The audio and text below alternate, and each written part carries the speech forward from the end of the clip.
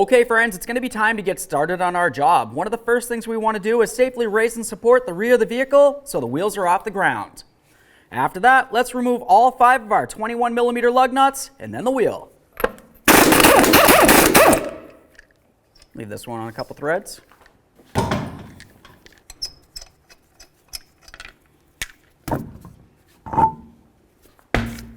Now that we have the wheel off, we're going to take a quick second and just spray down this entire area with some penetrant. The reason why we want to do that is because if you were to look close, you're going to find 2 Phillips head screws that hold the rotor to the bearing that's located behind it. These can technically get stuck inside there, so once you spray it down with some penetrant, we can move along to some other things, and then we'll get back to this after it does its job. Now we're going to have to remove the caliper for doing the brake job here, but what you're going to notice is you have an emergency brake cable that goes to each of the rear calipers. We're going to need some slack from these cables, so we're going to come right to the mounting point right here using a 12mm and remove this bolt.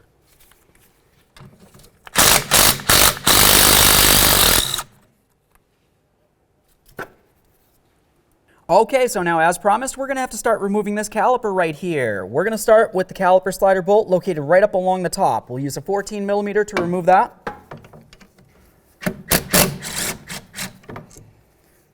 Once that's out of there, go ahead and set it aside. Now we can move along to our 2 caliper bracket bolts. There's going to be 2 of these 14mm headed bolts. You can see one located down here, and the other one's going to be located directly up above it. Let's remove the pair.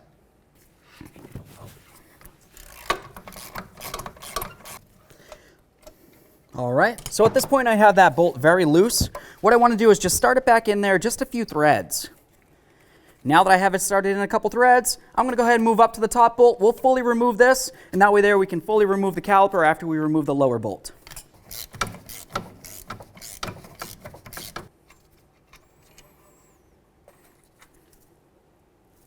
Now let's carefully grab onto the caliper. We're going to try to slide this out and away from the rotor. You might find that it's difficult because this type of caliper, you can't actually push it back before you remove it from the rotor itself.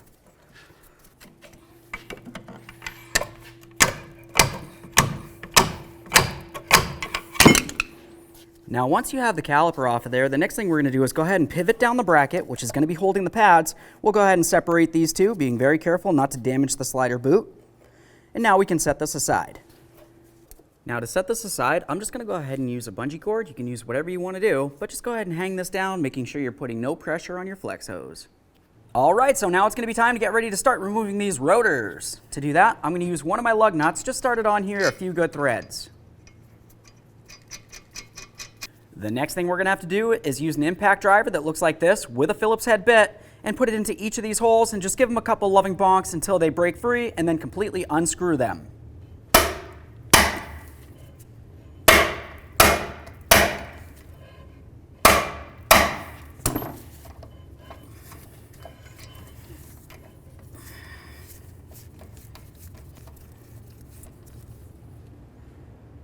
The next thing we're going to do is get ready to break the rotor free from the bearing that's located behind it. It's very important to make sure you have one of your lug nuts on here, as I described before.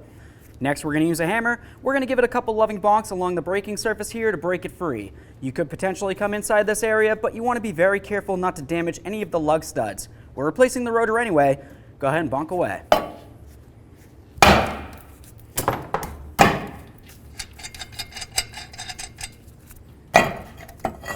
Remove your rotor. With the rotor off of there, it's going to be time for a quick inspection. Take a look at your backing plate. Make sure it doesn't look like it's damaged in any way. This one, of course, does look like it's a little rotted, but there really isn't anything that's hanging down and could potentially get caught in the brakes. Aside from that, look along the backside here. We're going to make sure there isn't a lot of rust flakes on the bearing itself. If there is, just go ahead and use a nice brush. We want to clean these up, essentially, just so no brake dust or anything else can fall inside the braking system.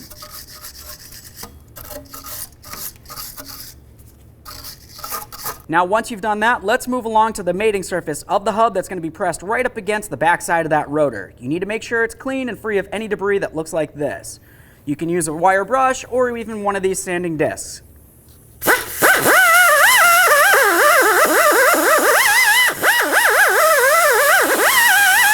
Okay, at this point I cleaned up most of the mating surface that I can see, but there are areas that you might not be able to get to as easily, in between the stud and the hub. You need to make sure those areas are clean as well. Use a brush or whatever you might happen to have. I'm going to use this tool, get right over this, clean it up.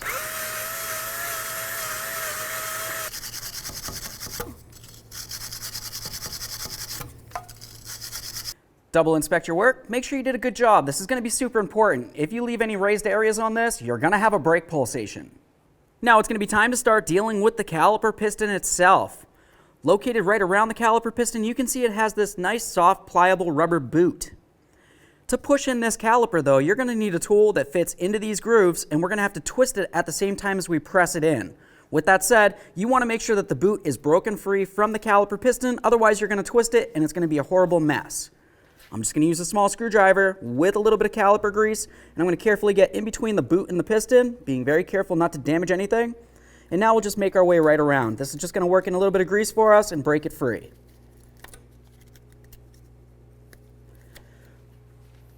Here's the tool that we're going to use to push in the piston. It's just going to fit right into all 4 of the grooves. Now I'm going to press this up against this area here. While I'm pressing, I'm going to be turning this clockwise to press it in.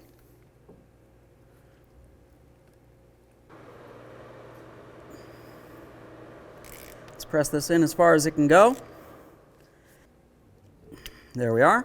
Now when you stop pressing, typically I like to have these so they're in a cross formation. So essentially you have some of the dots facing straight up and down, and then the other side to side. I don't like to have them diagonally. Looking at the back of the inner pad, you can see the exact reason why. You see that little piton sticking out? That needs to fit into the lower groove on the caliper piston. Double check, make sure the boot doesn't look like it's folded over in any way. After that, we're going to move along to this lower slider pin right here. We're just going to clean it up using a nice clean rag. Wipe down the entire shaft of it. And then you also want to make sure that you clean up inside the area where this groove is. That's where the boot's going to be, and it needs to be free and clear of any debris in this area.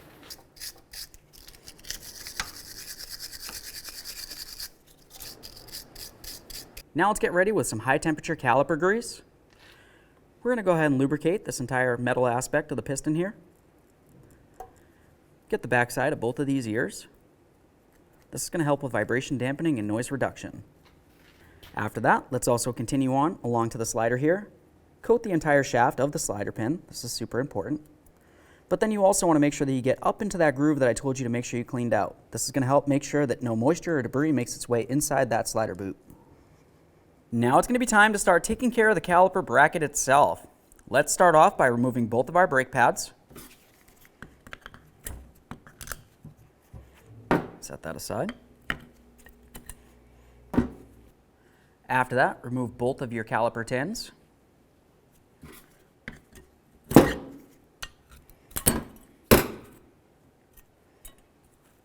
The next thing we're going to do is start removing our slider pin here. Twist that. Now I'm going to grab onto the boot and I'm going to separate it from the pin. Slide that right out. You want to thoroughly inspect that slider pin. We'll clean that up in a second. Now after that, we're going to carefully grab onto the slider boot itself. You can see as I start pulling it away, it slides right into this area here. We're going to be very careful not to damage it in any way, but we're just going to slide our small screwdriver inside this area and try to separate the 2 pieces. Once you have it out, you're going to want to clean and inspect it. To inspect it, just kind of give it a couple tugs, make sure it's nice and soft and pliable, and of course just make sure it doesn't have any rips or tears in any areas. We'll wipe this down with a rag. Go ahead and twist that up, slide it right on through.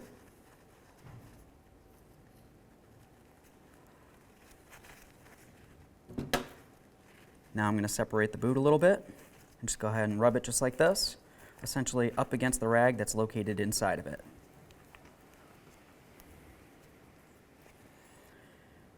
Now you're just going to want to inspect that boot one last time just to make sure you don't see any debris inside there. A little bit of grease is okay as long as it doesn't look like it's contaminated.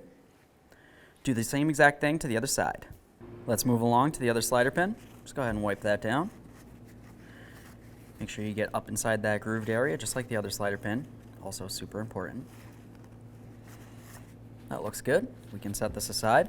Now the next thing we're going to do is continue on cleaning up the bracket itself. The areas that we're going to want to pay attention to are the slider pin holes. They essentially just go right inside this area. So to clean this out, generally I use some parts cleaner with a bore brush. I'm just going to go ahead and scrape it out inside there, make sure it's clean and free of any debris. I'll do the same to both sides.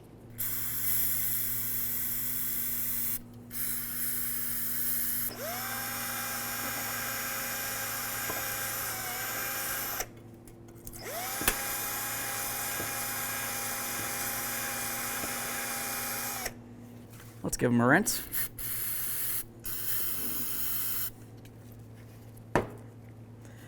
Thoroughly inspect inside the holes. Make sure you don't see any rot or any debris that might block up the slider pins from flowing smoothly. Assuming that looks good, let's go ahead and set this aside. Now that we have both of our slider ports clean, let's move along to the four corners where we removed our tins from. You're going to find this entire area right here, right along here, and then the exact same thing on the other side of the bracket. We need to clean up all these areas so they're nice and smooth.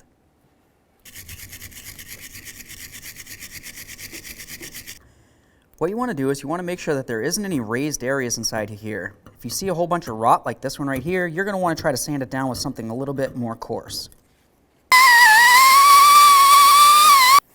All right, now both of these corners right here look good. I'll do the exact same thing on the other side of the caliper bracket, and then we can move along. All right, so we have this entire caliper bracket cleaned up. We cleaned all four corners here, and of course the slider ports that go inside this area. Now we're going to go ahead and start putting this back together. The way that we're going to do this is using a little bit of high temperature caliper grease. We're going to come along each of these little corners that we went ahead and cleaned up. By doing this, it's going to help with vibration dampening, noise reduction, and it's going to help keep moisture away from the area so you don't get rust buildup.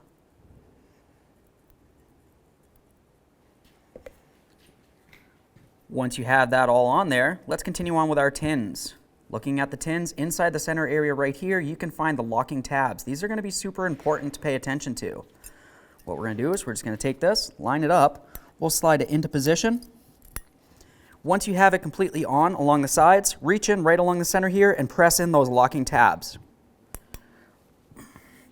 Give this a little wiggle to make sure it's secure, and then do the exact same thing on the other side of the bracket.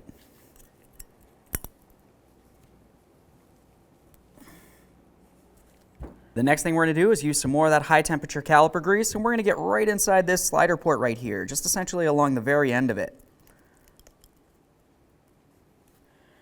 Now we can take one of our caliper boots. We'll just go ahead and slide this right in. I'll turn it sideways so you can see. You can see that it has this little lip right along here. That's just going to fit right inside the caliper port. Slide it in. Once it feels as though it's in, just give it a little twist just to work in that grease. That feels good. Do the exact same thing on the other side.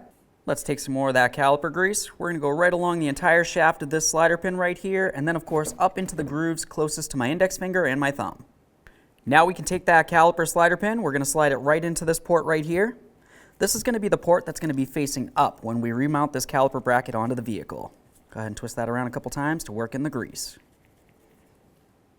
Now let's apply some copper never sees to the mating surface of the hub where the rotor is going to sit.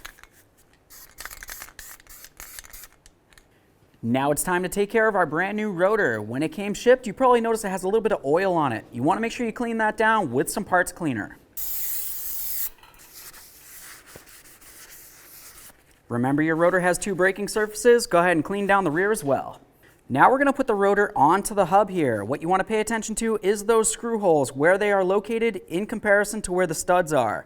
We're going to go ahead and set this up so it's the exact same thing. That looks about right. Slide it on. Double check to make sure both of your screw holes are lined up. Start in your screws and snug them up. Once we have them both started, we can snug them up.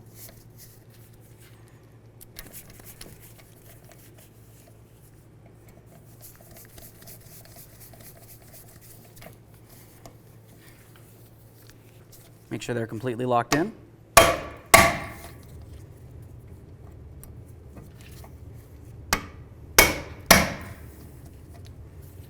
Next, we're going to use some red thread locker on our 3 mounting bolts. We have the 2 caliper bracket bolts and the 1 caliper mounting bolt. Now the next thing that I'm going to do is just go ahead and take my caliper bracket and I'm going to slide that pin right inside of it. Let's press it in so we can make sure that the boot is completely in, up along where the slider is supposed to go in. Now we're going to grab both of our pads. We'll start with the inner pad. You want to make sure that you have the clip facing in the right direction. Essentially, while this is inside the vehicle, this little wear indicator right here is going to be in the downward position. We'll slide one of the ears into the bracket, get the other ear in there, just stand it up straight.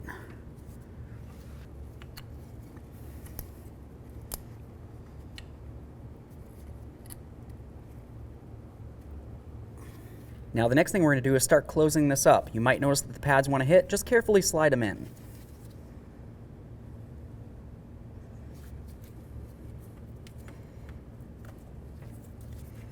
Now we're going to bring this up here.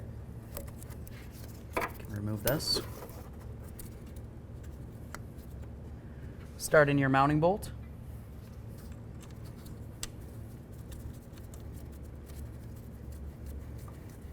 We're going to torque this at the same time as we torque these bolts once they're in. Now the next thing we want to do is slide this area of our pads right over the rotor here. Okay, let's grab those 2 Caliper Bracket mounting bolts. We'll start that bolt in a couple threads.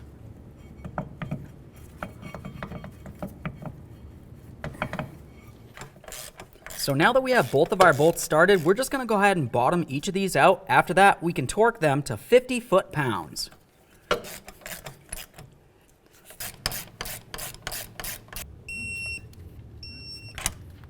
Now we'll just bottom out this bolt as well. When we torque this one, torque it to 23 foot-pounds. Now it's time to remount our e-brake cable. It's a good idea to use some copper never seize on these threads, but never use any thread locker. Now we can get our wheel back up on here. We'll start on all 5 of our 21mm lug nuts, snug them up, get the wheel back on the ground, and torque these to 80 foot-pounds.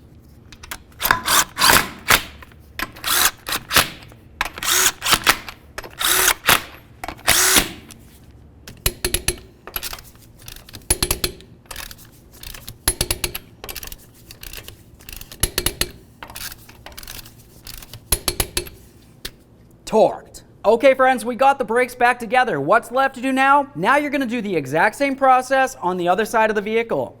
After that, go ahead and pump up your brake pedal till it's nice and firm. Get under the hood, double check your master cylinder, make sure it's full of brake fluid. After that, close the hood, take it for a road test. Thanks for watching.